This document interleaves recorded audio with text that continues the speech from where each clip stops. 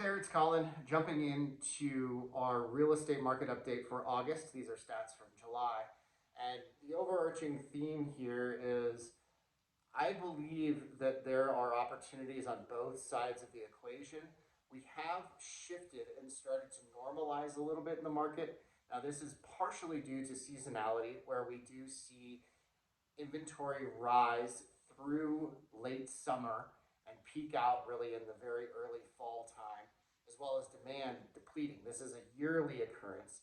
And that combined with the interest rates that have gone up, although they did peak out in mid June, early June, and now are back just below 5%, so fairly reasonable interest rates, have combined to create a lot of uncertainty in the market. And I think that where I would rather reframe that is that we're normalizing.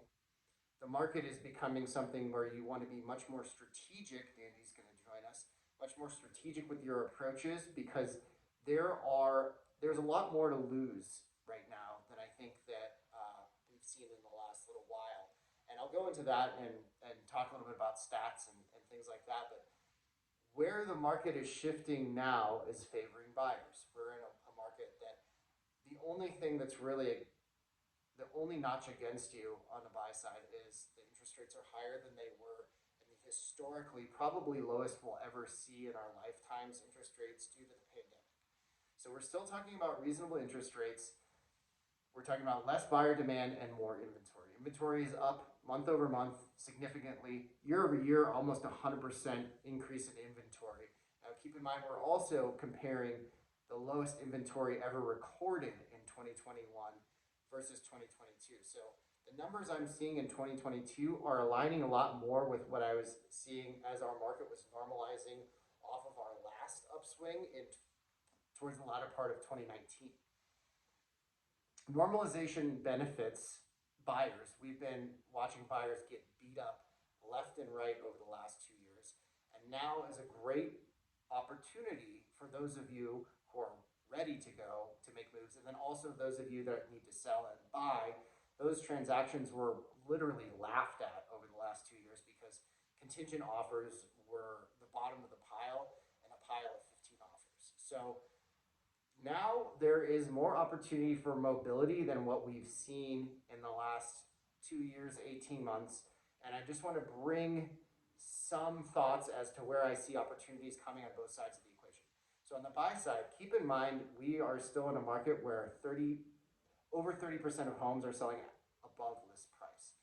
Compare that to the first quarter of 2022, where it was 70% or more homes were selling above list price. So it's cut in half. There's still competition though.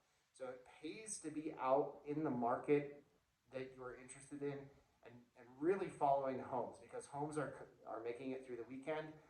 If you're searching for homes that are under 800,000, you better be looking up to 850,000 with your search criteria, because you want to catch those price reductions, those homes that were priced at 840 that are going to price reduce below 800 before it happens, and be strategically available to make those aggressive offers. Conversely, sales side, this is something I've been preaching since day one, something that we do very well at Mile High Modern, and I would argue the best, is the marketing, positioning, interior design, staging, editing of your home needs to be better than ever, because with more competition and less demand, I do see our absorption rates going down. So there are actually going to be homes that don't sell. This happened even in the peak of the market, but we're going to see it more and more where people come on for a season, they're unable to execute a transaction, and they pull back off. And you really don't want to be in that area of the sales cycle. It happens, but the goal here is to put together the best marketing, pricing, and really be strategic on how you're looking at your competition, so that you can be the one that wins and the others are the ones that sit and fester on the market and see price reduction after price reduction. I assure you there's still plenty of buyers out there to capitalize on the sales side. It's just a little bit more sensitive than it has been. And of course it should be. We are coming off the most insane seller's market that we'll ever see. So now you have to be more strategic and more intentional about your approaches. Overall, here here to support as always. I've gone my full 5 minutes, and I look forward to talking with you next month.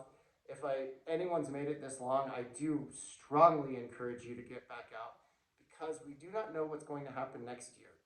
2023, especially the spring of 2023, I think is going to be a very important marker for the Denver and Boulder homes market. If we see another year of double-digit appreciation, you can imagine waiting to execute a transaction unless you're just going to sell is probably not to your benefit. So here to support, always glad to chat through any strategies, questions, or goals that you may have, and I hope you have a great rest of your month. I will talk to you next month.